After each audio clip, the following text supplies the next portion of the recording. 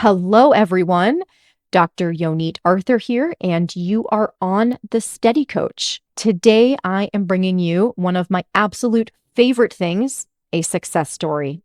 And this one is coming to you from Rhea. It is always a privilege to record these interviews, and I particularly enjoyed having this interview with Rhea because I know her personally and got to see her on day one when she was still in the throes of symptoms. So now, seeing her fully recovered, not just fully recovered, but having become a mother in the process of going through neural circuit dizziness recovery was so especially meaningful for me. And I think you're going to really get that from this conversation. Rhea suffered from primarily visual vertigo, but she also had a ton of other really scary visual symptoms, including a lot of visual snow, light sensitivity, and other weird visual symptoms that she's going to describe later, as well as symptoms of dizziness, brain zaps, insomnia, etc. We'll be describing those symptoms in a little bit of detail in this conversation, but Rhea also goes into a lot of detail on exactly what her daily routine looked like while she was recovering, as well as what some of the deeper emotional work looked like, because that's a particular question I get a lot on these success story interviews. As always, I think you'll get a lot of inspiration out of this one. Rhea is such a beautiful person, and it is such a privilege to get to share her story with you today. As always, please like this video, share it, subscribe to my channel if you're watching this on YouTube. Let us know what you think in the comments. And if you're listening to this as a podcast, please consider following the podcast and leaving us a 5-star review. All of these things help me reach more people, and they also let me know that you enjoy hearing success stories like this one. Please enjoy this conversation with Rhea. Rhea, we are live, and I am so excited to see you and to have this conversation with you. Thank you so much for agreeing to be interviewed. Oh, thank you so much for having me. It's truly an honor and a privilege to be here. So thank you so much. And surreal, right? Yes, really You're saying surreal. that? Yeah, absolutely. I Yeah. can't believe it. I never thought I'd be here. So yeah, it's such an honor. So thank you Mm. for having me. It is totally my privilege, and even more so because I already know you and we've known each other for quite some time. So seeing you here now it brings things full circle for me. So again, this conversation isn't just for all of you listening here on YouTube or on the podcast. It's also for me because I get to hear the happy ending of the story that You know the ending. yeah, I know a lot of the beginning and the middle, but now we get to hear the whole ending. Yes. So before we get into your story, could you just start by telling people a little bit about yourself? Yeah, absolutely. So my name is Rhea. I'm 32 and I live in London. I live at home with my husband and my now little boy, who's almost 6 months old, which is, I can't believe it. It's flown by. And yeah, I'm also a speech and language therapist. So I work in London as well. I'm based in a hospital and I work with small children with complex needs. So that's most of it, I think. So, yeah. Oh, yeah. Yeah. And for those of you who are already hearing the age of your child, yes, pregnancy and birth are part of your recovery story. So we're going to Yeah. get into that today. Yeah. Hopefully not in too much detail, but Yes. yeah, for everyone else. Yes. Yes. Not for us, we're fine, but In just the right amount of detail for those of you who want to know more about that.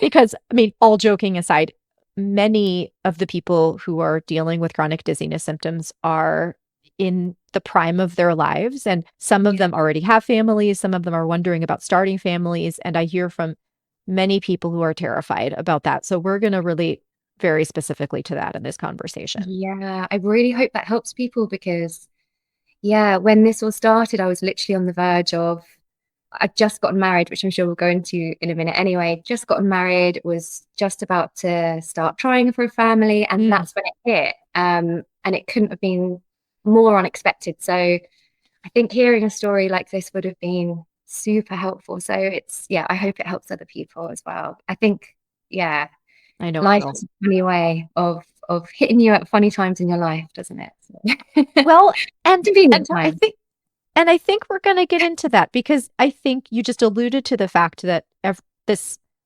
part of your story starts with a really lovely event. And often people here on the channel or on the podcast will hear me talk about stress, and they're like, oh, stress must mean something really terrible happened to me. And that's why I ended up with chronic symptoms. And so I have to fix my stress. Well, sometimes it's not stressful, like bad life events. It's actually when people get into a period of good times of Yeah. safety, of not having as much stress that these symptoms hit.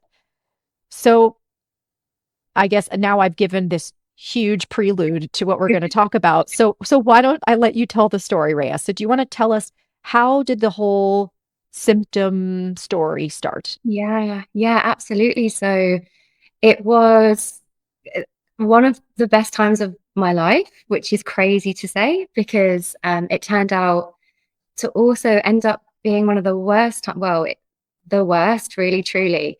Yes. Um, it was, yeah, a crazy turn of events. So it started on my honeymoon. So I'd just gotten married. The wedding was amazing. It was beautiful. It was sort of in the middle of winter. It was so special. I'd spent so long planning it. And what Um, year was this for this context? this was 2022. Okay. And for So context, it's now yeah, late fall 2024. So this was just yeah, about 2 years ago.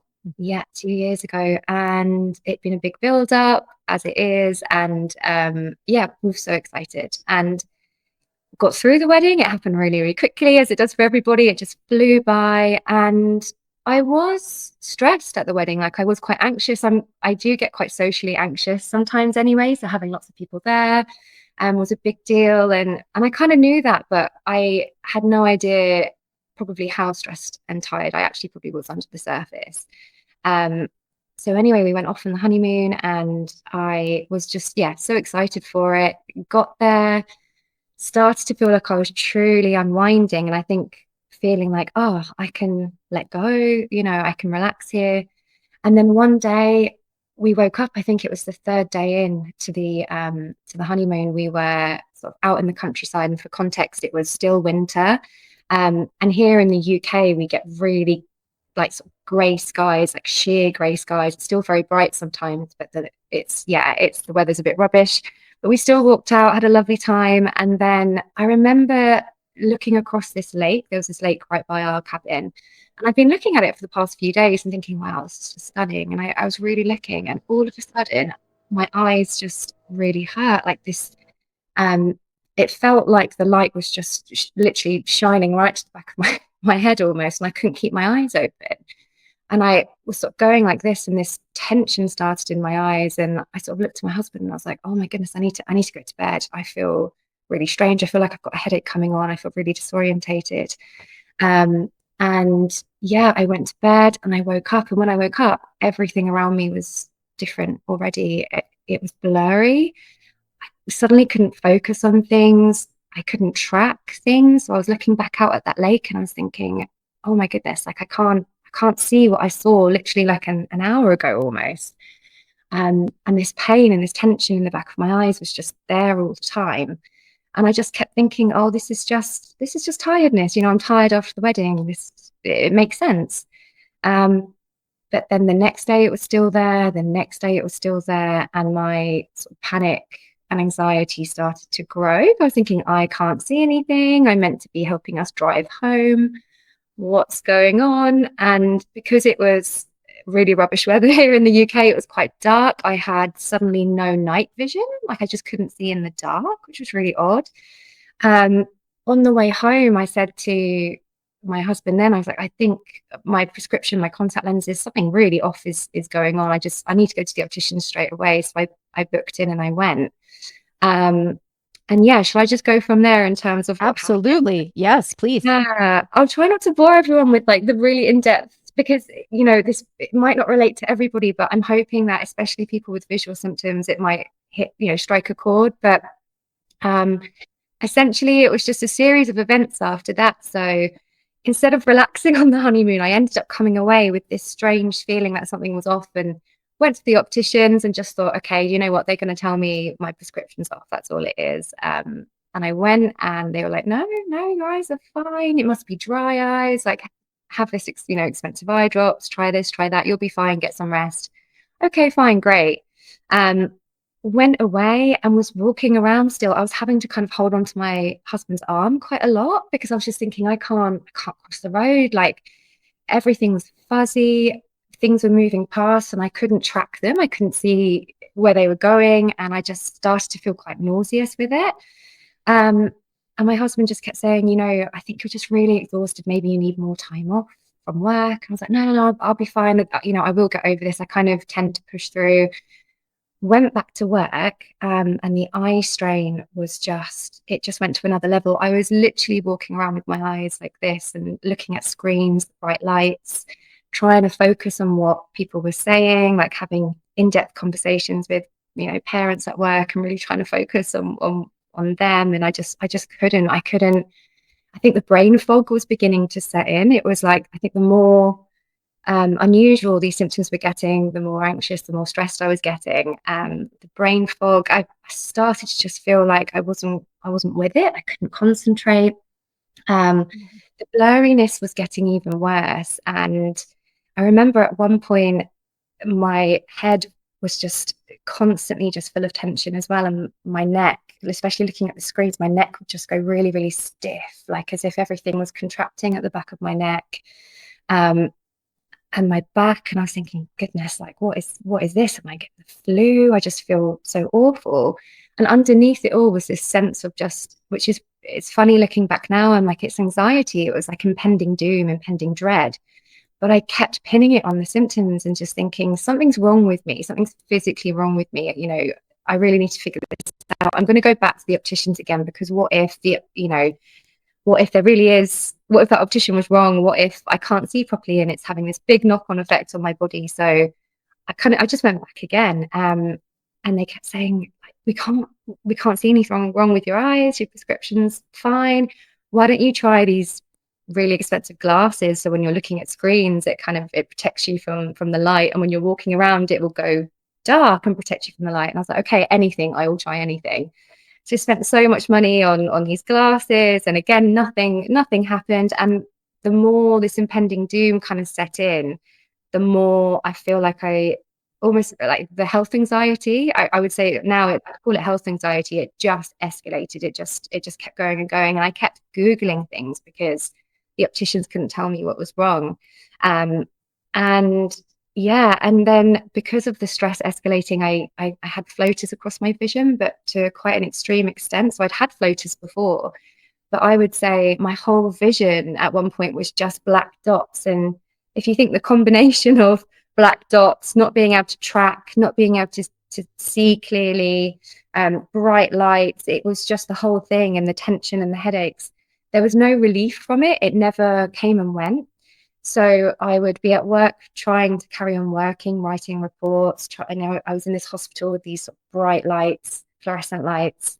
And then I'd go home and I'd try and relax with my husband and watch a film. And then I'd think, oh, this is just hurting. I couldn't read. There was just no relief from it. So I couldn't take my mind off it. And I think that was the hardest thing. It wasn't like a headache that would come and go.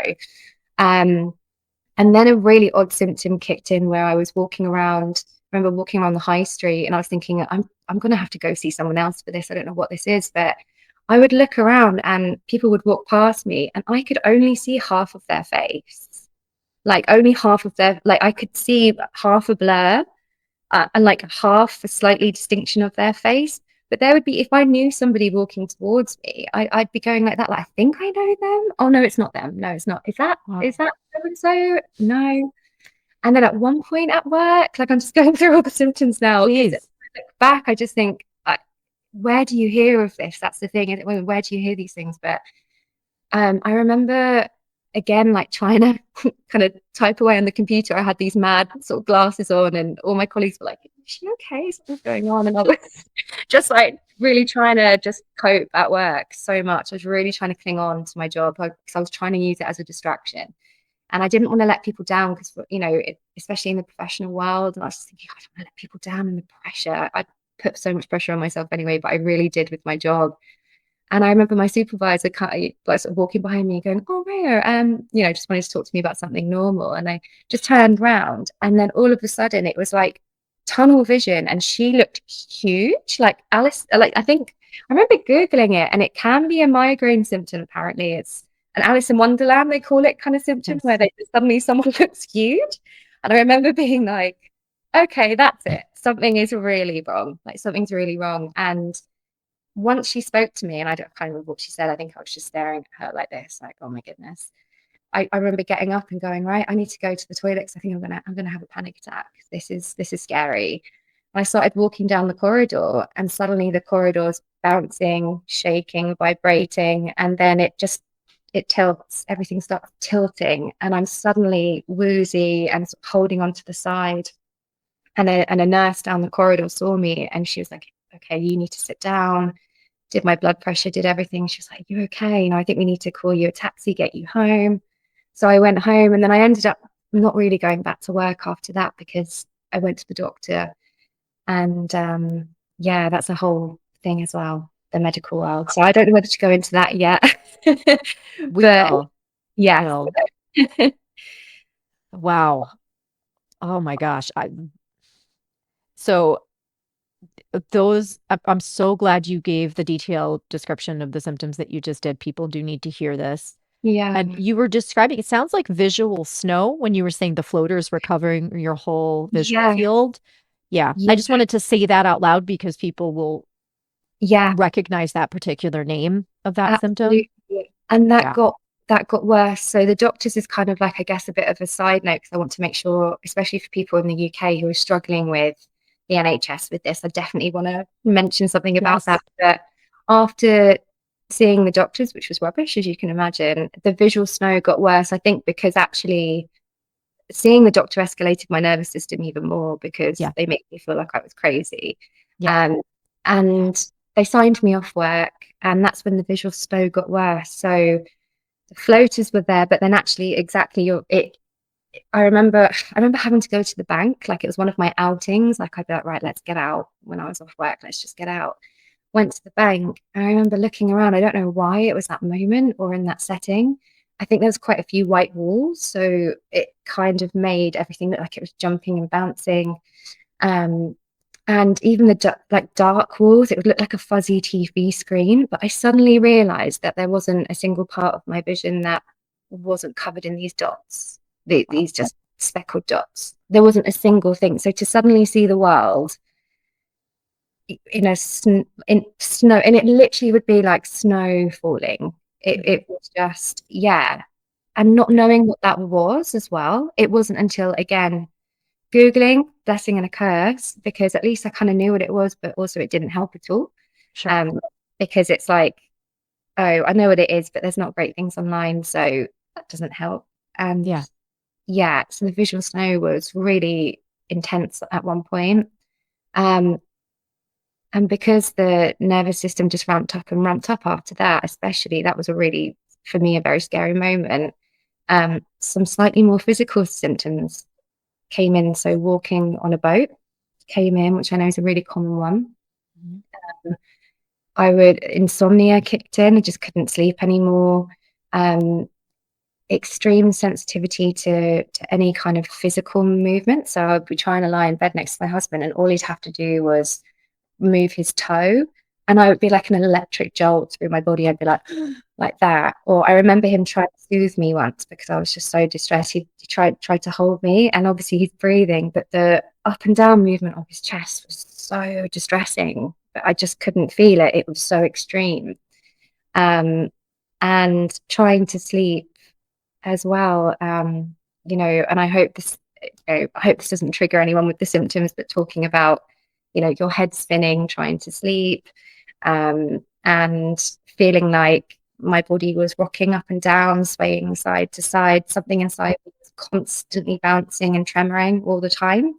Even when So you were not still, like, so when you were still and when you were not still. still and not still. Yeah, just Mhm. constant like tremoring. I think when I was walking around, I had more of the swaying sensation. When I was lying there, it felt more like an internal tremor. My whole body would feel like it was physically. So trying again to fall asleep with that it just wasn't happening. And if I did just gently sort of finally go unconscious, it was like my brain was like, no, wake up, because it would be an electric shock, like Brain that. zap.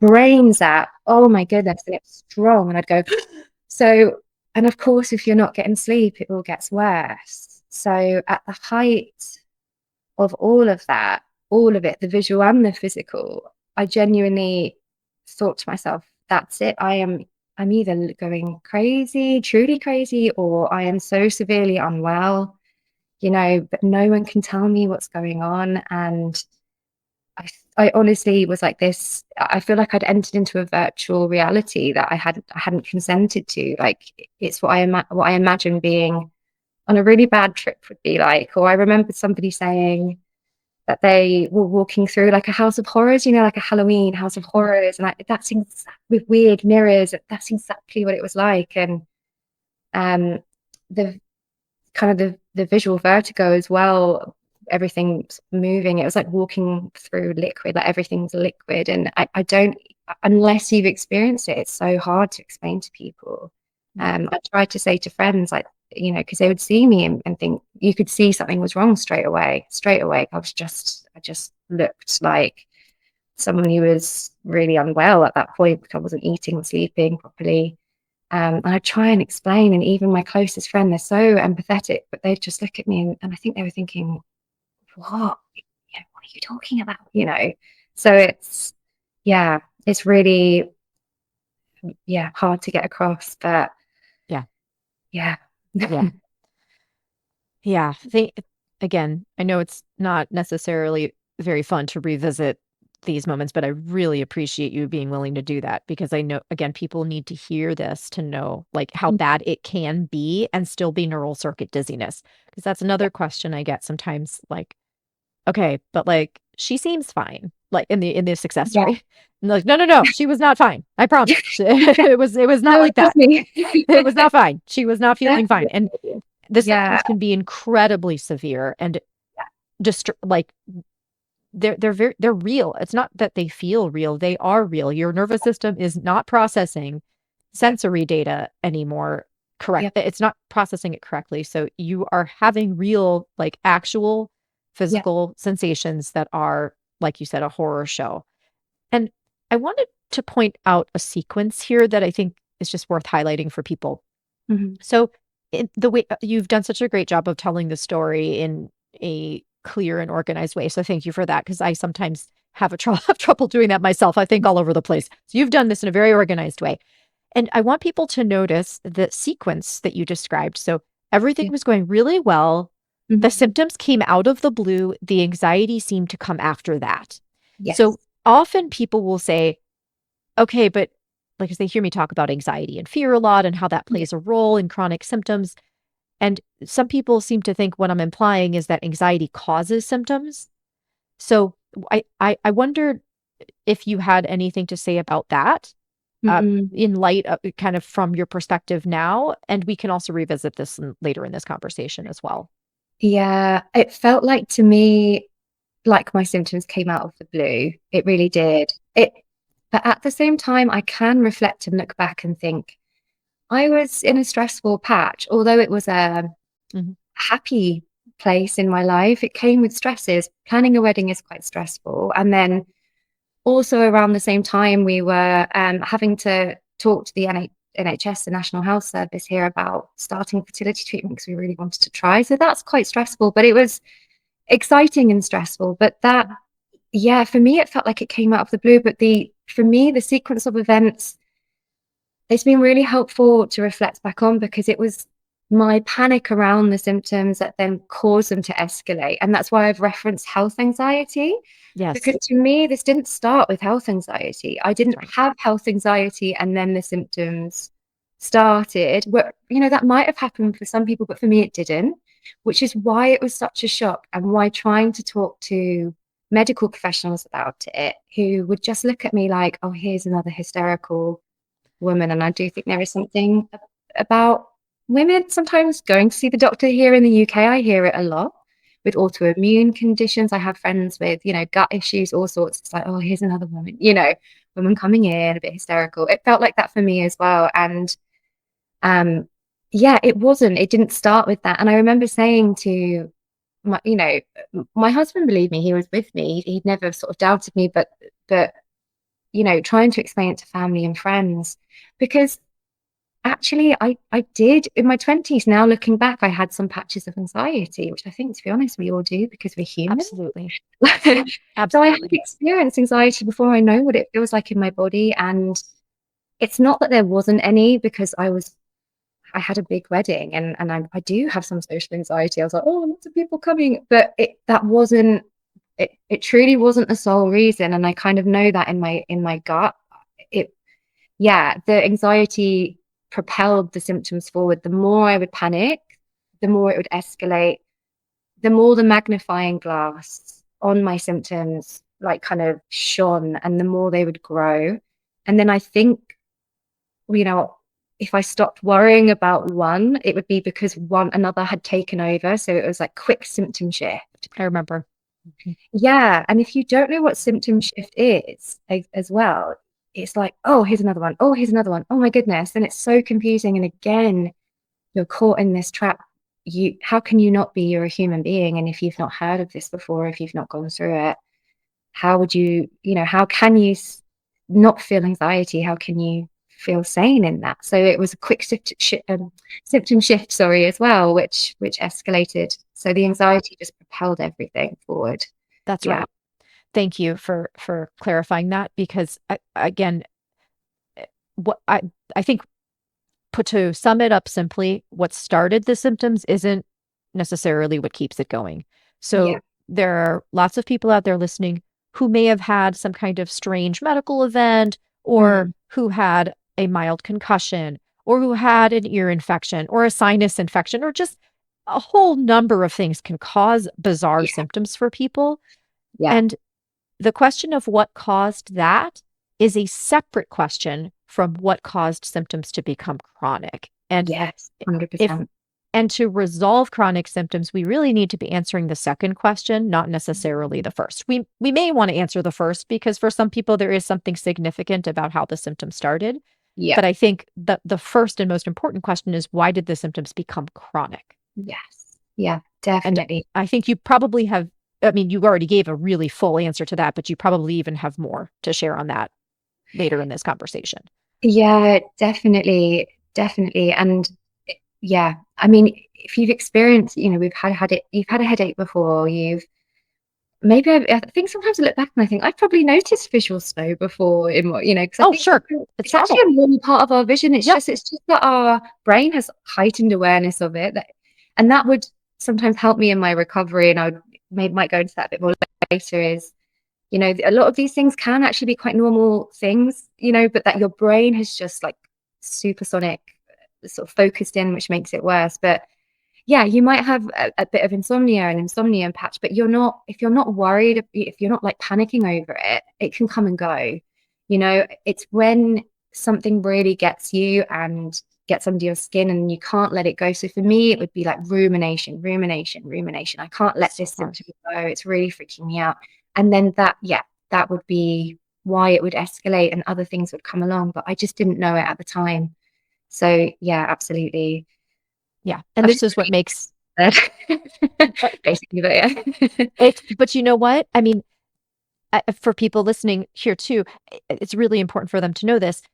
Dizziness comes with anxiety always. Like visual symptoms like these, and dizziness symptoms, it can become a self-reinforcing cycle without much prodding. So you can Yeah. end up with a symptom. It naturally scares you because the fight or flight system and your balance system are closely connected in the brain. So Mhm. it's in and of itself causes anxiety, but then just a little bit of a push from you, or not really knowing how to work with that anxiety, Mhm. they can start feeding into each other in the way you described, kind of on their own, without without much help from you. Yeah.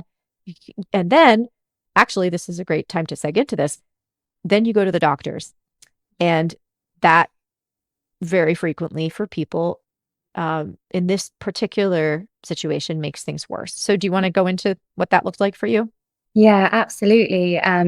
So I went to the doctors so the symptoms started in January, and I probably went to them after about 6 to 8 weeks because I was just so focused on it being an issue for the optician. I Mhm. was like, an optician has to tell me, like, it's my eyes. And then when it was just escalating, and some of that kind of the wooziness and the actual sort of tilting of corridors and things kicked in, I started to think, oh, it's more than that. This is really strange, obviously. And I did what everybody does. I rang my GP, and managed to finally get through to them, because it's really hard to get through to GPs here. I'm sure lots of people sort of empathize with that. And they called me in, and which I was relieved about. I went in and I thought, oh, thank goodness, they're going to give me something or tell me something that will just calm me down. It will help me, because I can't. I really was in this Googling rumination stage at that point. And I went in, and the doctor very briefly just asked me, what was wrong, and just went, oh, okay, right, let's take your blood pressure. Can you stand up and sit down? And I was like, okay, yeah, I'll stand up, sit down. Oh my goodness. Can you do it again, and we'll take your blood pressure? And I was like, sure. And he was like, well, you look fine. You look fine, but let's look at this blood test and see what comes up. And I was like, okay. And I think it was like a week later, I find out that, of course, there's nothing wrong in my blood at all. And he just said, and I said, but I'm still experiencing this, and I'm not sleeping, and how am I meant to function like this? And he said, well, we'll give you some sleeping tablets. I was like, okay, and we'll sign you off work for a bit. So I was like, okay, well, maybe the rest, maybe if I finally rest. But of course I didn't rest. I sat there feeling worse and ruminated. So I tried the sleeping tablets. That worked temporarily. It obviously didn't help my symptoms, but it made me feel worse. Went back again, had another doctor. They didn't even do any tests or anything. It was she was quite high up in her, as a GP as well. And I thought, oh, maybe she'll be able to help me. And she just looked at me. She heard all about it, and she just looked at me, and she just went, there's nothing wrong with your body. There's nothing wrong with your body. And I was like, okay, what does that mean? And she just kept saying over and over. She didn't change her tune at all. She just went, there's nothing wrong with your body. Okay, so what are you saying by that? Because these symptoms, they're real. And she just said, well, maybe you could try talking therapy, talk to someone about it. Here's another certificate to go on work. And I think, honestly, because I was in such a vulnerable place at that point, I just thought, oh, I am crazy then. I am crazy. Like, if a professional, a doctor, and I work in the NHS, and I work with doctors all the time, and I'm always in meetings with them, and I'm always having conversations with them, but my confidence had dropped so low at this point. And because I had been to the doctor once before in my 20s around anxiety, and I'd had not a brilliant experience then, it just triggered that shame. So I had a strong shame reaction, and I just kind of accepted it, and I went, okay, yeah, that's it. I am officially crazy then. That's it. So I went home, and I just kind of said to Adam, I was like, they just keep telling me there's nothing wrong with my body. What can I do? Like, and he was saying, well, we have to go back, have to find something. And I just kept saying, no, that's it. Like, I can't do this, because it would make me feel so much worse, and the anxiety would escalate. So I just felt completely blocked off from it in the end. Eventually, when I'd joined your community and seen your channel, I had the confidence later on, when I was still experiencing quite a number of symptoms, to then ring them back. And I actually rung back and said, no, I need the medical clearance, because although I knew from your channel, I know I know that I can recover from this. I deserve this medical clearance. Like, I know it's going to come, I know you're still going to say the same thing at the end of it, but you're not going to shame me into silence. I deserve medical clearance, because that's what everybody needs, and everybody needs to know that their body is okay. So I went back. They referred me to neurology. It's been a year and a half. I haven't heard anything. So I haven't had it. Oh my goodness.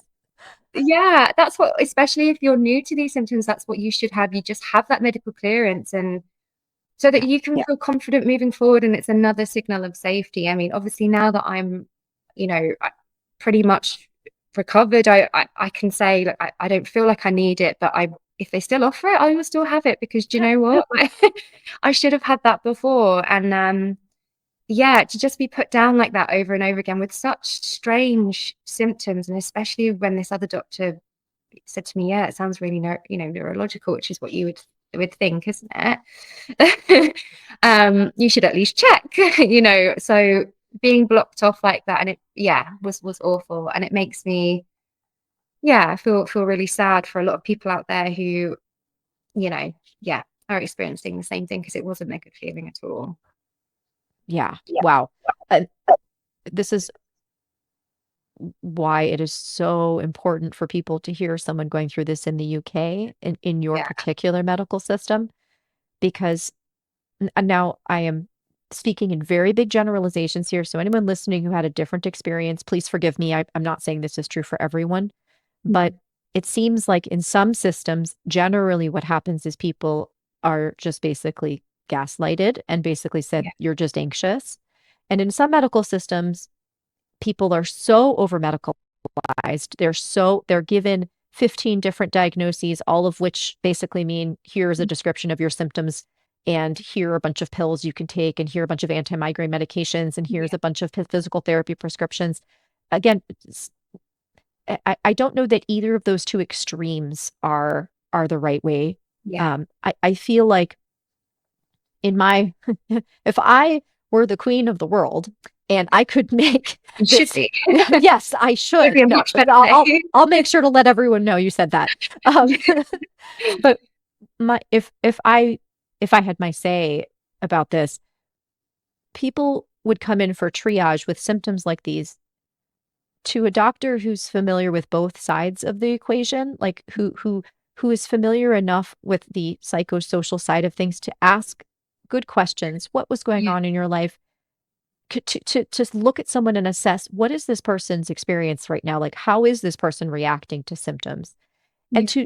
to guide you through the process of getting medical clearance, because as you said, people deserve to have medical clearance to know what Yeah. is or isn't wrong so they can make good decisions based on that. But then for doctors to also understand that just because someone has an abnormality doesn't mean there's actually something that explains chronic Yes. symptoms, right? Yeah. Which can happen. Yeah.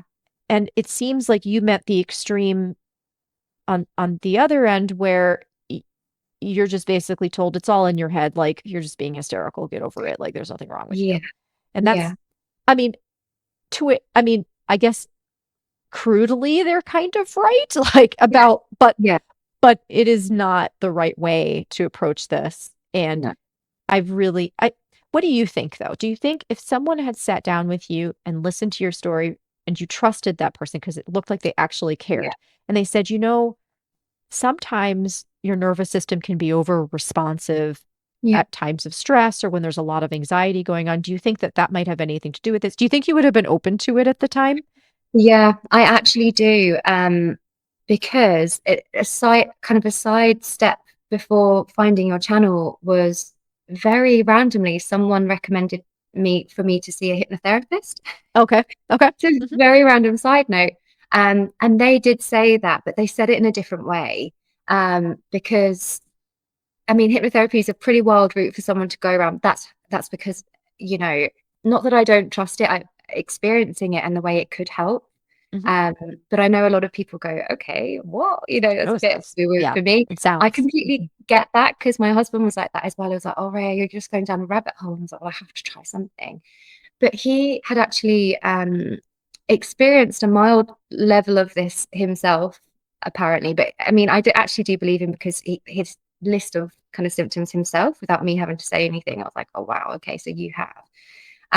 He said it in a different way that gave me a message of safety, which was, you can recover from this. And the thing is, I wouldn't expect, a GP to necessarily know straight away, oh, this is triple PD or this is vestibular migraine, because I'm really aware that it's not very well known, and that you're doing so much amazing work to highlight it, and to put it out there. However, it was the complete block off, and the fact that the symptoms I was telling them, I was expressing and putting across to them, they are really worrying They're symptoms. serious. They're serious, and it was something I really truly was experiencing, and to have to keep saying that, or to, to have to fight to that extent when you're in such a vulnerable place is exhausting. And if you do have any previous experience like that where you do feel some shame around it as well, which I did, because having been shut down before about something mental health related, again, something that's all in your head, and it just caused it caused an escalation. So, yeah.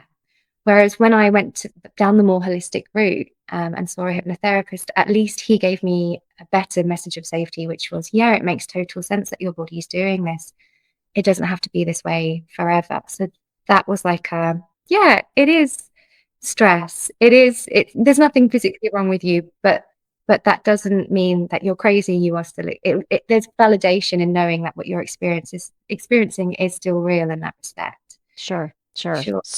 So you so this hypnotherapist, was this kind of the beginning of realizing this may have been a neural circuit condition? Did that happen toward the beginning of that It process? it made me realize that it was nervous system related, or for me, even that was too technical for me at the time because I didn't understand that, but that it was stress related, or at least a part of it was stress related. Now I know all of it was stress related, but Right. essentially he was recommended to me through a friend in healthcare actually, who'd gone to see him for panic attacks. And she'd had such a good experience with him. Her panic attacks were genuinely for her eliminated, which I was like, wow, that's amazing. And she said, just go and try and see what he can do. And when I rang him and I said, I don't know what this is, but I'm feeling so strange. And he said, oh, are you experiencing this and this? And I was like, yes, I am. I've actually experienced that too. And da da da da. And I don't know whether it was something about his confidence or, yeah, I can definitely work with you. It gave me my first message of safety that I'd had. Yeah. And he was brilliant. I mean, it didn't cure me. It helped me sleep when I literally wasn't sleeping at all. And I was just feeling like I was going out of my mind with that alone, because I just needed to shut down my brain and my body at that point. He got me sleeping, which was for me really miraculous. Um, the walking on a boat sensation started to ease, which I personally believe is because I was sleeping and because the subconscious messages of safety were enough to ease those really kind of acute symptoms, which for me were the electric shock, the brain zaps. My brain fog eventually started to lift after a few weeks, again, probably because my nervous system was just calming down. So it wasn't like this magic wand. And I kind of, part of me knew it wouldn't be, although there was still this strong hope of, what if it all just goes away like he promises me it will, because he was so confident. But I reached a point where I was still experiencing the visual vertigo, and most of I think all of the visual symptoms were still there. I was feeling more confident walking out and about. I was still getting dizziness. I was still getting the wooziness, but it wasn't the kind of the disassociated brain fog horrendousness. I came, I'd say, down a notch, and that for me was enough to kind of get my head around. Basically, it prepared me for the next stage, because I don't think I could have even processed um, most of the information, probably even in your YouTube videos, because I was just in such a high state of alert, and I couldn't focus on anything. So it did help me get to a point where I could probably move on to the next stage, which was then you, which was the genuine, what I call like the genuine real recovery for me. And it was when I had reached a stalemate with the hypnotherapy, and I was saying to Adam, it's not working anymore. I'm ruined. That's it. Catastrophic. This is me. I'm debilitated, because for me, the visual symptoms were very debilitating. And I know some people think, oh, because it's visual, you're fine. You can go out. I could still run if I wanted to. I could still jump and do something, but it was just awful. It wasn't fun. I was still in this odd virtual reality. And I'd say it was more like, it was psychological for me too. It was tormenting, really, having these visual symptoms, and they were almost worse, and they were still there, and they weren't going away. I kept saying to him, can we try again? The hypnotherapist, and we'd try and it wouldn't work. And I think I then tried acupuncture at one stage, and that didn't work. And so anyway, I'd reached this point where I remember lying on my bed and thinking, this is it now. Like, this is just me forever. And I clicked on insight timer because I was kind of trying to calm myself down, like the hypnotherapist had suggested as well. And I just typed something in for, I think I just put dizziness in there, and your name came up. And I was like, oh, Dr. Yonit, who's this? You know, I had a look and I was like, oh, she looks really friendly, whoever she is. Didn't really think She looks friendly. nice. And it was your somatic tracking. And I listened to your somatic tracking video. I think it's one of your very first ones. And the tremor, because I still had the tremoring in my body then as well. So I was still not really getting any rest or peace either when I was lying down. And it just suddenly eased for a bit. And then it came back. I remember being like, oh my goodness, that was the first time that's ever happened. What is this? And then I typed your name in, and then of course your channel comes up. And one of the first videos that comes up is visual symptoms. And I clicked on it, and you literally described everything to a T. And I was just like, someone knows what I'm talking about. You know, someone understands. Because even the hypnotherapist, when I talk about some of the visual symptoms, he'd think, oh, you know, look at me like, okay, I know the other stuff, but not this. So this really, hit the nail for me. And I just thought, okay, this is the lady. Who is she? And I wrote a comment on there on the YouTube video. And I was amazed she responded to me. I was like, she actually responded. It was a really desperate, like, help me. I've just got married. I don't know why this has happened to me. This is meant to be the best time of my life, and it's not. It's the worst. What do I do? And that's when you directed me to your free resources, and I looked through and I thought, right, this is amazing. And then I ended You up did the free course. I did the free course, but I think for me, I was just looking for more. So I ended up joining your community. And then, from there, the true recovery began, and the true understanding of what that would entail began then. I remember the first day you were at that coaching group. Oh my gosh. You were in such a state. Yeah. Yeah, you were in Yeah. such a state. And, now that you're telling the story, it makes so much sense why you would ask the questions that you did. Because you were so fixated, like, are you sure this is going to help Yeah. visual symptoms specifically? And now I understand that a little bit more, because you had already gotten some relief from other symptoms, and these were the ones that were stubborn. So you had this perception like visual symptoms must be special. They must be particularly difficult. Yeah. And I said, not necessarily. Sometimes they are, but it's more like the ones that you don't like very much and that you tend to focus on and try to get rid of. Those are the ones that tend to like to stick around a little bit more. That's probably what I told you when you asked. Yeah, you did. Several times. Yes. Yeah. That's exactly. I was very repetitive at that point, which I think you are when you're frightened. You just need to hear it over and over and over again. And I would kind of start to believe you, and then I'd go, oh no, wait, these are really unusual. And it wasn't until I would see someone comment on the community again, describing exactly the same thing, that I'd go, oh no, no, this is still something I can recover from. But I would say it took me, honestly, even after joining the community, it still took me a good few months at least to truly believe, I think, and stop feeling. I think I felt angry. I went through lots of different stages of like anger, denial, grief, even after watching your videos, which I think is important maybe to highlight, that it's still you're still going through your own process. Like, I know that there are recovery videos that are incredible where you recover so quickly. You get the message and boom, it's like your brain just goes, oh.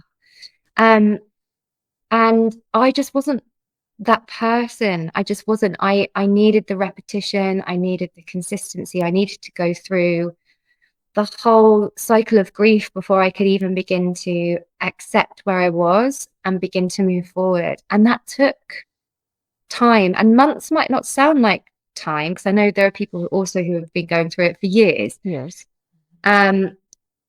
But it when you're in it, obviously it feels like it's going on forever. But I would still be joining your groups and hearing all these stories, and I'd feel great for a bit, and then I'd suddenly start doubting myself later on in the day, and I'd have to go back.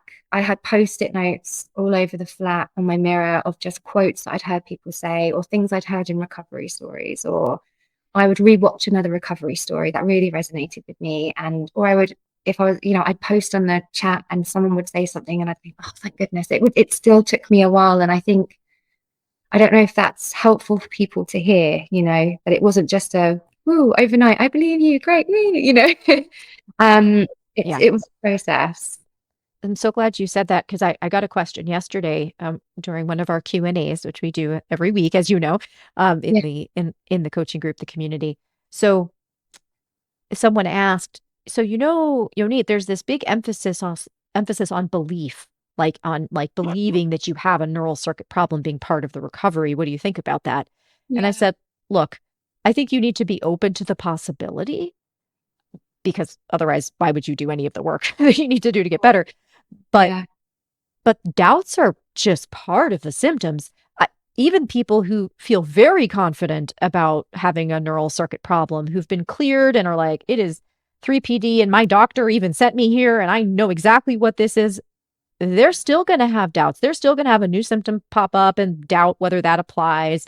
They're going Yeah. to be like, okay, maybe it is a neural circuit problem, but my brain is just, it's had it for too Yeah. long, or it's wired in too deeply, or it's too intense, or this Yeah. particular anxiety and doubts are part of this. So Yeah. having those things along for the ride does not mean you can't recover. It just means that that your process, actually, when you have doubts and anxiety, that means that's what you need to work with. Yeah. That's where you do your work. Yeah. It Yeah. doesn't You mean bring them you're not along allowed for to the have them. ride with You you. bring them with Yeah, you. Yeah. exactly. And actually, doubt is, well, it's like part of anxiety, if you want to go back to anxiety. Sometimes thinking about it, maybe it doesn't help everyone to think about it as anxiety, but it does for me, because I think that truly is what it was for me underneath it all, really. And the doubt was part of that. It was just a symptom of it, like you said. And when you said that to me, I remember having a light bulb moment of, oh, this is part of the process. Like, I don't have to feel this way, but it's normal. It's normal. um Yeah. and yeah, so that was a Yeah. real light bulb moment. So one question I am asked frequently is, so what did she do to get better? Oh, I feel like the success story interviews, like that's what we're Yeah. talking about the whole time. But I'm wondering if you can give us a sense of like what your actual routine looked like. Like, what were you actually doing in the trenches, in the moment, Yeah. to get out of symptoms? In the trenches, I was trying to find a routine. I spent most of my time trying to find a routine. I was looking for that perfect routine that would just work for me. Oh, I'll wake up and I'll do a meditation, then I'll do some yoga, then I'll watch something, then I'll do this.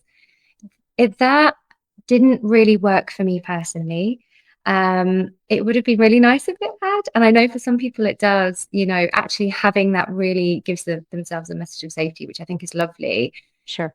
It actually ended up not forcing me, it caused me to probably hyper focus a little bit on my day too much and how I was feeling. But I would say there were some key ingredients that got me through that period of time, and there were different stages to this. So initially, I think, it was anything to calm myself down. It was breath work. I found extremely helpful. Insight Timer was great for that, as well as I found all your breathwork videos through that as well. Mhm. Meditation, really, it ended up being somatic tracking was key for me, and exposure. But I was probably a little bit gun-ho with my exposure. So because I'm in London, when you go outside, it's busy, or when you go fully into town, it's like, it's VRT. That's the right word, isn't it? It's Mhm. VRT. It Yeah. was like that. Vestibular rehab therapy for people Yeah, who don't know. exactly. It was natural VRT for me. So when once I'd really cemented that, okay, this is neural circuit, and even though I was still having my doubts, I just went, right, okay, I've got to get out there. And I probably went a little bit too hard to start with. I think it's better to go more gently, give yourself gentle messages of safety, get yourself out and about. But eventually it ended up just being, okay, you know what? I'm going to go to the park. I'm going to go to my favorite park, and I'm going to somatic track as I'm going through the park. And I would use your videos like every time I'd go out, or I'd be like, okay, I'm going to the supermarket now. The supermarket was hell for me for so long. I'm going to somatic track through it. I'm just going to buy one thing for now, maybe two things, next time. And I would just keep going out and about, and I would use your somatic tracking videos to start with. And eventually I did your somatic tracking so much that I could naturally do it without necessarily listening to the videos. Although, yeah, I still loved hearing your voice. I was like, oh, it's Dr. Yo, she's with me. I felt like you were with me. And that was such a calming message of safety. And I would just keep going and going. And also because I'm somebody who really struggles to stay in, and the routine at home wasn't really working for me. I was trying and trying. It was just making me feel worse. So yeah, I just had to keep going out and about for my own sanity, really. However, I had scary moments. It wasn't like I went out and I was like, oh, that was great. And I came home and I felt better. I didn't. It was hell at points, being completely honest. I felt awful in the beginning for a very long time. And I'd have a day where I'd go, oh, I think that was a bit better. And then the next day I'd go out again and I'd be like, no, that was awful. I'm not recovering. This is terrible. All the doom, catastrophic thoughts. What I found really hard was that I'd think I would have a glimmer of peacefulness in my vision or my body. And I'd think, oh, this is great. But then it would just go so quickly. And I wouldn't believe I'd even had it afterwards. And I would come to you for reassurance, part of the community. I'd say, Dr. Yo, I think I had a nice moment, but I didn't. And it's all gone now. And da, da, da. And then, you'd reassure me that that was normal. And even just the fact that you had listened to me and there was someone who understood, that was so helpful during that time, because my notes to you were so panicked. So please help me. Yeah. But that was probably one of the main things I really started with. And then I realized I was probably tracking my progress a bit too closely, because I was just waiting for this day where it would all just, I've had my day where it was all clear.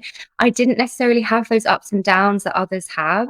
For me, it just felt like it's there all the time. Nothing's happening. And the more I focused on it, the worse it would kind of get. And I'd think, this isn't working. This is hopeless. So I started to then shift my attention to what your videos were originally trying to tell me, and I think which I was avoiding for a little while, which was the emotional component of things. I was gonna ask about that. Yeah. And that's when I started therapy with Pippa. And again, I feel like that was the true recovery. And again, was this. It was the emotional side of things. I'd love to hear more about the coaching work that you did with Pippa, because whatever you'd like to share, I think people also, this is another question I get, like, so what do you actually work on? Like, okay, Yonit, I feel like I got the exposure stuff and the somatic tracking stuff. So what are you actually working on with Pippa? Yes. So I was still carrying on with the exposure work, the somatic tracking. I think that was really important. But to really get to the nub of the recovery, it was my work with Pippa, but also being able to drop into your groups as well. So just to start off by just shout out to Pippa. Isn't she amazing? She is. Yeah. She is. She really She's is. just a blessing. She is an absolute hero. You and Pippa are my absolute idols. Just fangirling, genuinely fangirling. Pippa was just so good with me, and I don't know how she did it. And I think we just clicked as well. So having a therapist that you really click with on a personal level, because having that formal, I'd had a little bit of talking therapy before in my 20s when I had that period of anxiety I referenced to, but it didn't really do much for me because it was so cognitive and they were very formal. But with Pippa, I felt like I could just chat to her like a normal person, and a bit like really like a friend as well, which really helped me personally to have that rapport. And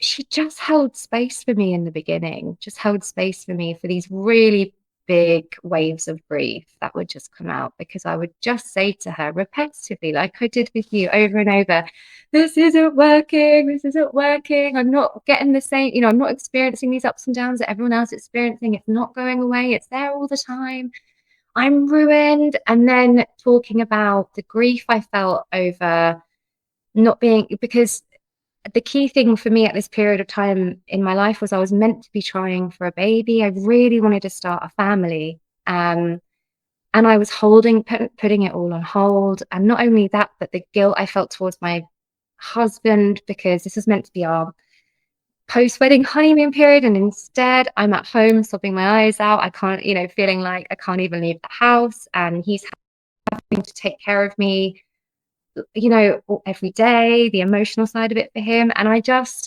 it would all just come out, and she held space for me. And then she ended up telling me eventually her own personal story, which I checked with her. I hope is okay to just share a little Absolutely. bit, which is, Absolutely. And that's yeah, one of the I'm so glad you're mentioning that because yeah, you said I just don't know there was this rapport and I'm like because Pippa gets it. She yes, really personally understands exactly and she went through this in a very similar stage of life. yeah, So, yeah, please. We'd love to hear it. yeah. And she was brave enough to have her children whilst going through, all these extreme symptoms. And she actually didn't know it was neurocircuit dizziness when At the she time. at the time. So how brave is that? That's just unbelievably brave. And I remember my jaw dropping, and I was like, you still did it? You went ahead? Because the biggest point of grief for me at this point was, my life is over. I'm never going to have the family I want. It's not going to be safe for the baby if I'm like this. I'm not going to be able to take care of them. I'm not going to be the mother I want to be. And there's an element of perfectionism in that as well, isn't there? Which Pippa helped me get around to kind of seeing as well. But I truly thought, that it would be a disservice to this child if I actually went ahead and did this. And I knew my husband really, and I'm not only that, but I'm putting off the dreams of my husband. Honestly, the guilt and the shame and the pressure. Um, and she told me her story, and my jaw just dropped, and I just couldn't believe that she did it regardless of that. She had that courage. And I remember just like sobbing and just being like, what? Like it was just like, and I remember she got really emotional as well. And I just said to her, so that's just the bravest thing. And then hearing that, I remember I went back to my husband and I was like, Pippa did it whilst even experiencing all the physical, like how I was even like at my worst, and she still went ahead and did it. And um having the therapy with Pippa just absolutely transformed everything for me. It gave me the courage to feel what I was feeling, but really feel it in my body. So it wasn't cognitive therapy. It was, how are you feeling right now? Oh, this is how the sensation feels in my body. And she would just sit there with me whilst I was feeling these sensations. And they were so strong, and it would be quite scary at first, but knowing that she was there. And sometimes she would just say to me, I'm here, I'm here. And even that, so like even that now, I'm like, oh, just having someone there sitting with me whilst feeling these, yeah, like unbelievable emotions of grief, really. um and yeah, she just sat with me through it, and right to the end, and she would encourage me to get to the end of that emotion, and it would move through me, and then this spaciousness would appear. But just having this, I always want to call her like a mother figure, which sounds strange. She was like this just like caring motherly figure, but who was also a friend, and just would just sit with me compassionately. And I just had to feel my way through all of that stuff. And not just about symptoms too, right? No, so in the end, it would, to be honest, I would say it would always end up not being about symptoms. Like you think it is, but it's not. Like these symptoms are trapping me, but actually that's the thought, that's your mind. Your mind is telling you that that's the story. Actually, what you're feeling is an emotion, and physical sensation in your body. That's the emotion. It's an energy. And if you can sit with that and let that move through you, I would feel rage. I would feel rage thinking I was feeling rageful at the symptom, but it wasn't.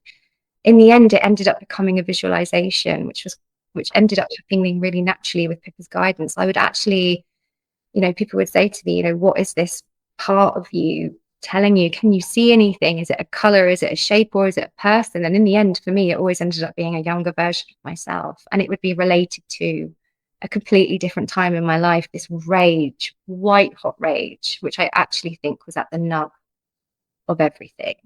And I was terrified to feel it.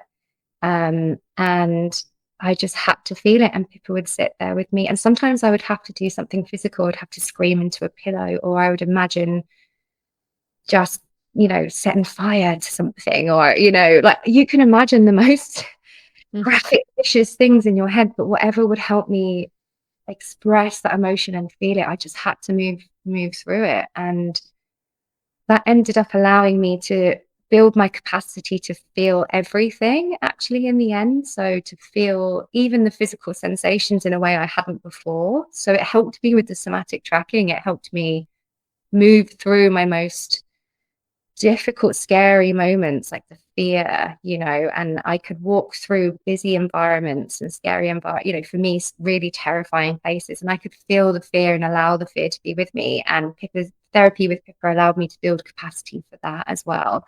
And I think the whole combination really, really helped. So, well, it did. That was for me, the absolute core of recovery.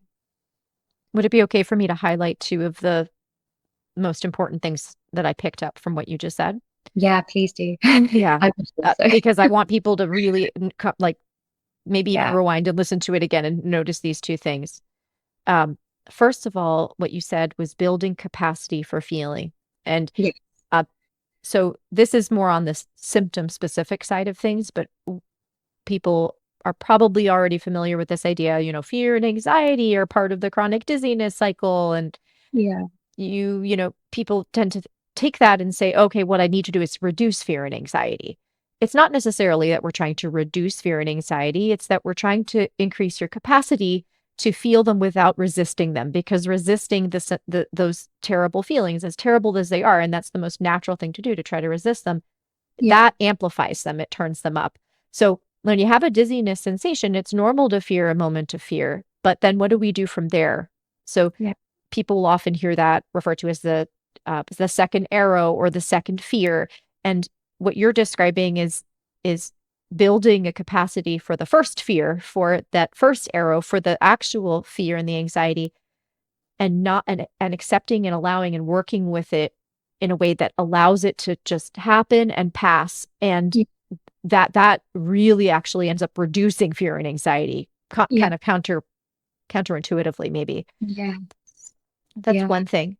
The second thing, and I think this was incredibly powerful, what you pointed out, the symptoms tend to stir up some of the stuff that we just haven't resolved yet. And this is not, I'm not saying, this is not like me going on like a psychology rant and saying, oh, there are just elements in your subconscious that, have just been sitting there all along and they're causing the dizziness. I'm not taking it that far. I'm saying that dizziness naturally is going to reveal whatever cracks you have in your foundation.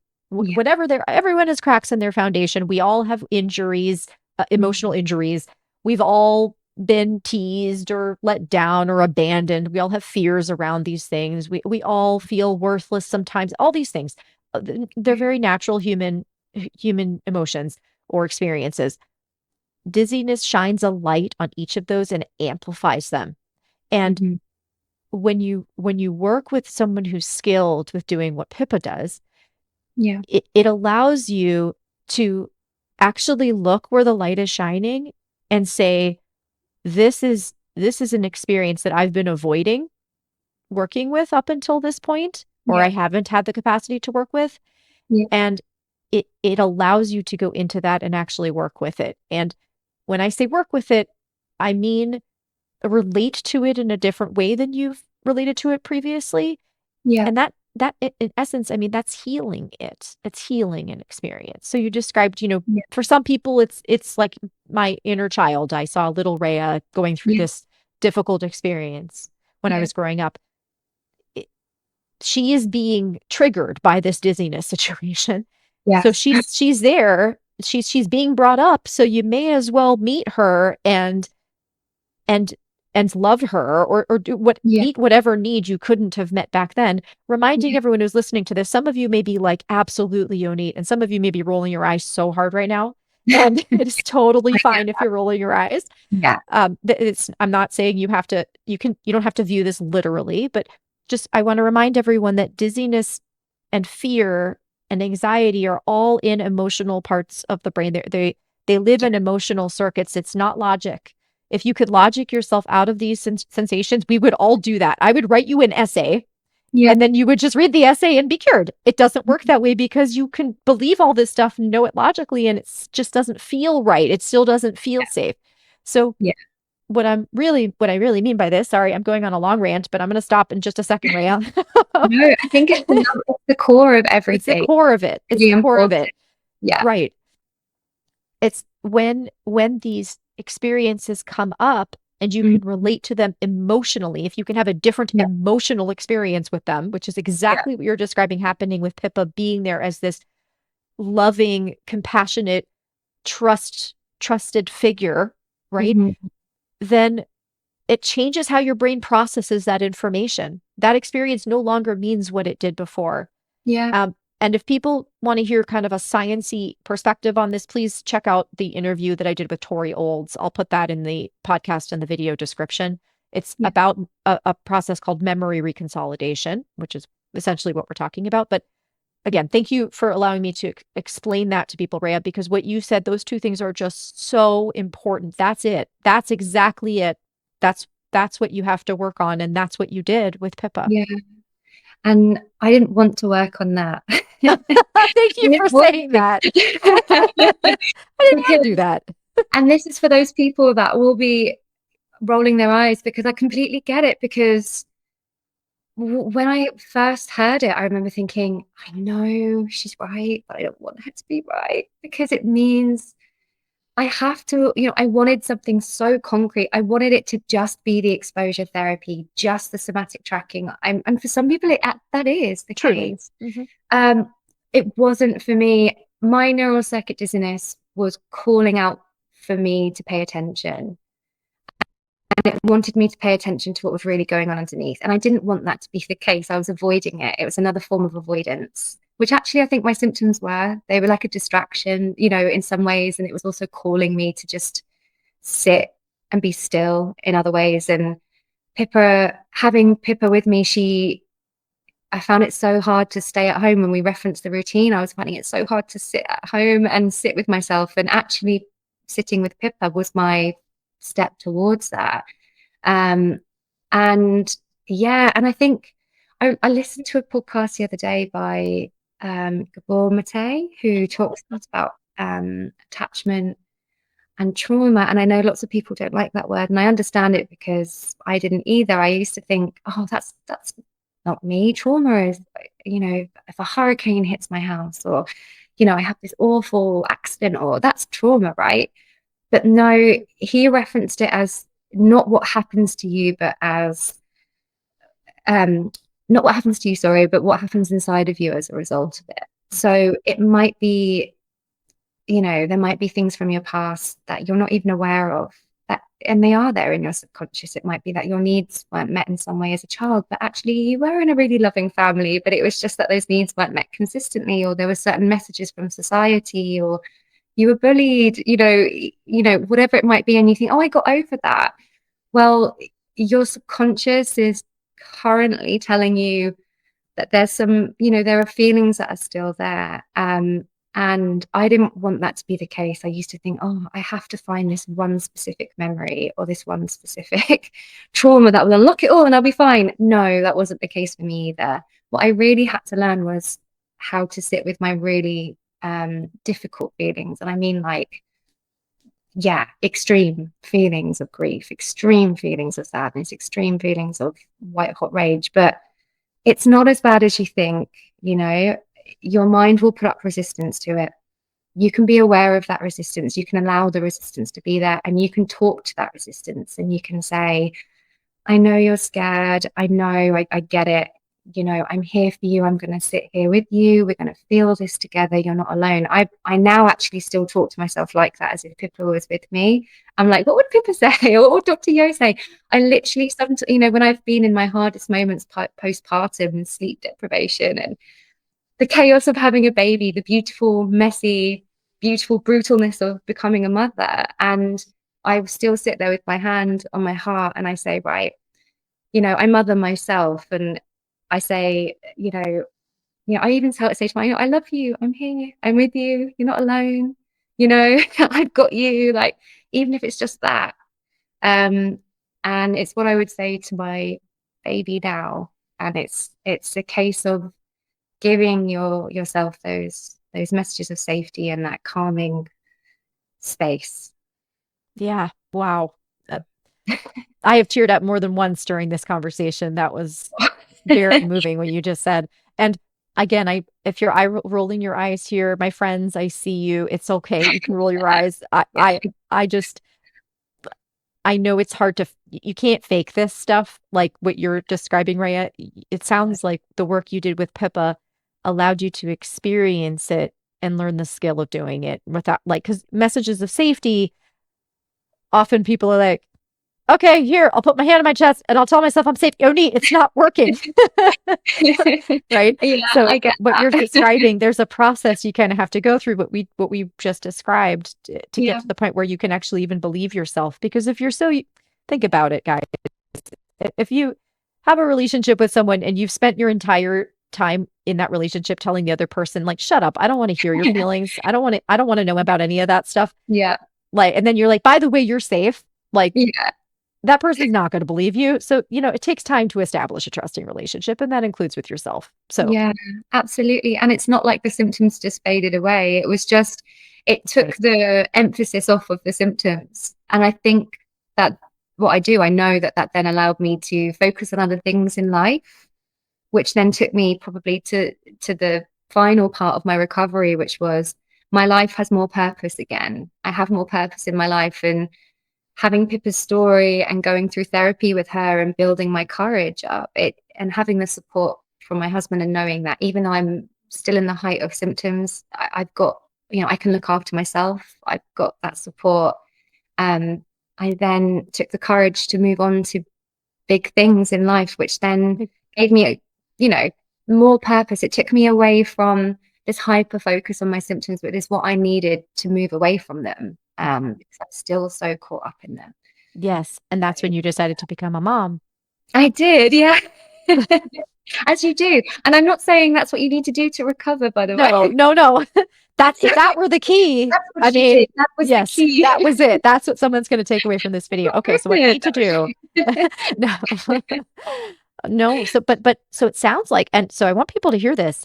You were not fully recovered before you decided to move ahead with a pregnancy. You were No, not fully recovered. You were still in symptoms. You were experiencing them every day.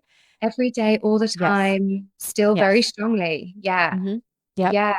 And I just had I'd gone through, I think probably like it was only a month's worth of therapy with Pippa, but it had just had such a strong effect on me. And we just heard that one of our best friends had gotten pregnant, and we were really excited for them and kind of I was talking to my husband and we were saying that's amazing. And then I had a wave of grief come up again. And I just said, oh, like, why can't we do that? It's not fair. I'm still experiencing these symptoms. I'm still not out of this. All the anger, all of those feelings coming up. Mhm. And my husband said to me, you know, what are you going to regret more at the end of the day? Are you going to, and I think he meant it genuinely, openly, like, what are you going to regret more? Kind of not trying, and would that make you feel safer genuinely, like not trying, not having a family? Would you feel better at the end of the day that you hadn't done that and hadn't put the baby through it, as you keep saying? Or would actually, would it feel worse to not try and not take that step? And would you look back and always wonder? And it just hit me like a realization. And I just looked at him and I just said, yeah, it would just feel so much worse to not try, to not give it a go. And yeah, he was like, well, there you go. You've got your answer. That's it. And then I couldn't kind of hide away from that anymore. The combination of all the messages of of courage and safety I was getting. And a month later I was pregnant. Literally. Which is Right. so there you Wow. go. Wow. But Wow. yeah. And to those who are thinking of becoming pregnant, how was that? What was it like to continue to recover from symptoms while you were pregnant? And then Yeah. when did the symptoms actually really essentially resolve? Like when did that happen? The symptoms didn't fully resolve till post-birth. So I still went through the whole of pregnancy with symptoms. So when I first found out I was pregnant, again, not to sugarcoat anything, I was terrified, although I'd had this moment of courage and like, yeah, I'm going to do it. I'm going to do it.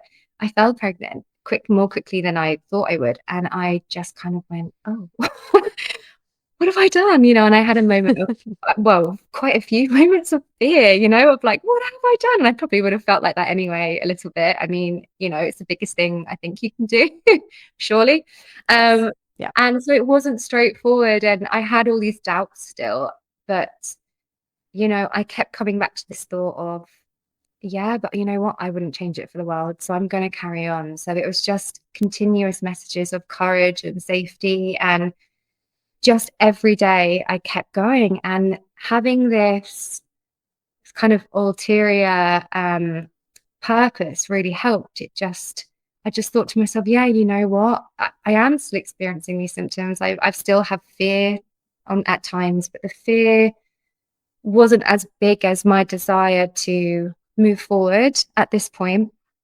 And yeah, it was scary, but I just kept going, and eventually my mind would just kind of come away from the symptoms more and more. So they would still be there, like all the time still. Mm-hmm.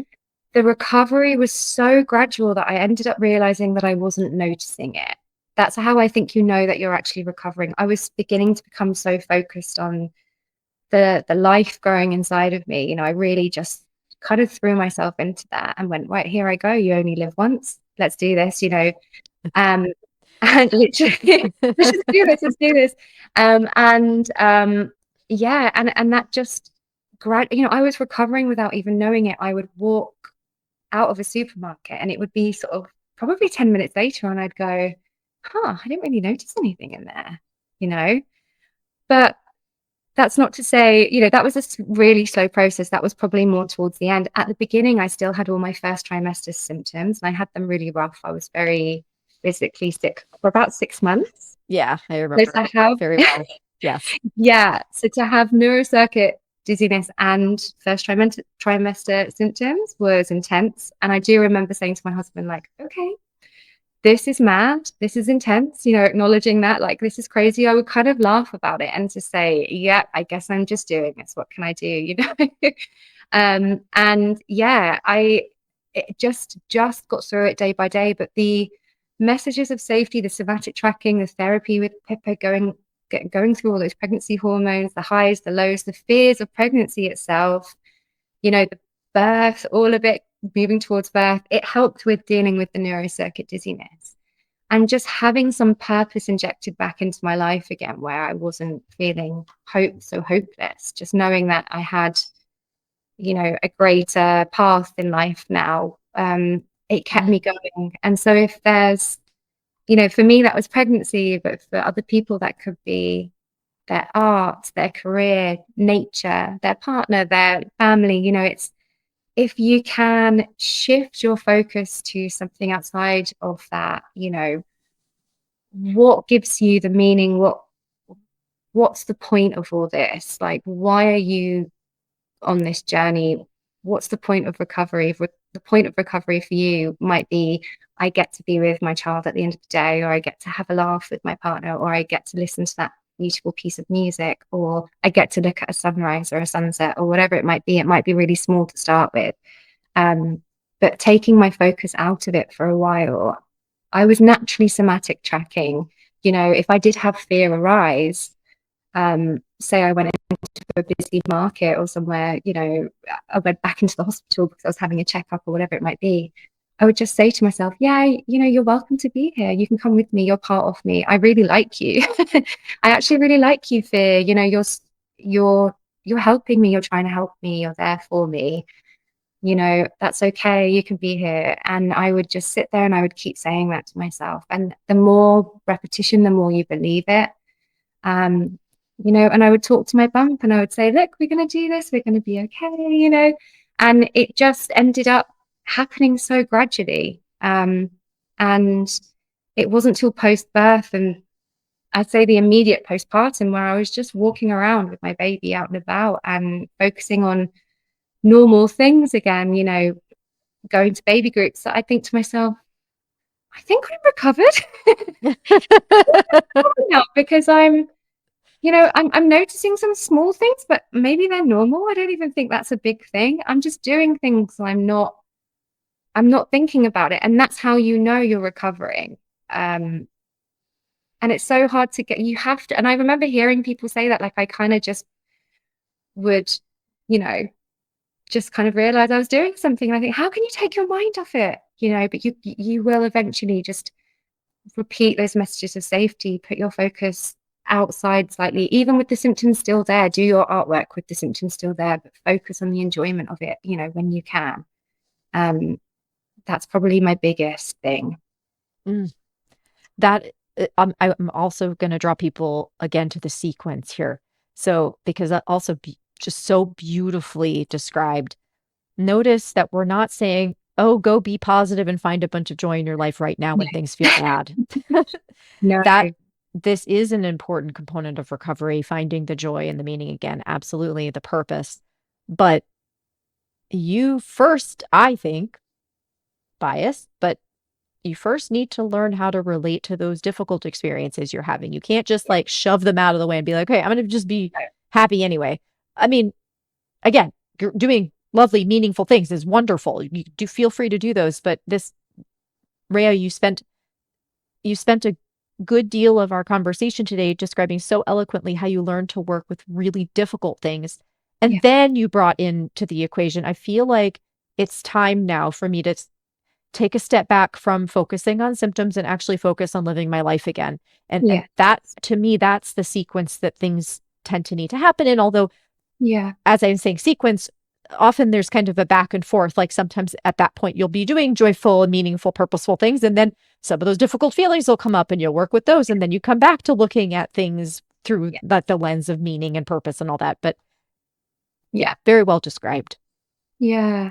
And it's easy to look back on and say, oh yeah, it just happened. It in the moment, it, like you say, it didn't feel like that. It was back and forth. Yeah, absolutely. And yeah, you described it perfectly. Nothing to add there, really. It's the resistance to feeling those hard emotions will be there to start with. And that's completely normal. You don't just go, yeah, this is great. I feel, I'm moving through this hard feeling. No, like the resistance will be there, and that's okay. It's protecting you. And it can stand down. You can tell it to stand down and let that feeling come. And you have to work through in real time. You can't sit at home and, just think about it. You have to get out and you have to experience hard things, unfortunately, but you do. Absolutely. To move through it and to show yourself that you can do it. Absolutely. Yeah. Well, I could talk to you for another 3 hours. And I'm sure you could tell me at least another 3 hours worth of stuff about the last couple of years and what they've been like. Yeah. Do you have any additional or final words of advice or wisdom to people that you think they need to know if they're in the midst of it right now? You can get through this, and you will. You absolutely will. And you might hear me and you might not believe me, but you can. I didn't have necessarily the clear-cut ups and downs. I had a lot of confusion, so much doubt along the way. But it didn't matter in the end. You will move through this. You are just like me. There is no difference between you and me. I never thought I would be sat here doing a recovery video, especially that first meeting I had with you, Dr. Yo, just sobbing. This was the last thing I ever thought I would be doing. And here I am, on the other side, living life completely fully, you know, in the way that I originally intended. This is calling you to pay attention to yourself. It's calling you to nurture yourself, to realize your self-worth. You know, you deserve to feel calm. You know, you deserve to look after yourself. You are so important. You have brilliant things to offer this world. Keep going. Don't stop. And, you know, you are not your symptoms. You are not your symptoms. Just look outside of yourself and just focus on the beautiful life that you are going to lead, and make that scary step forward. Just take it. Just, if you have to do a little bit of a leap, just do it. You know, you are so much more than this, and you will get here. You will get here. Wow. I have nothing to add on to that. That was beautiful. I almost feel like I should recruit you to create some more like somatic tracking exercises for my channel. My goodness, that was so good. Okay, well, we will talk about this. Yes, we will talk about this.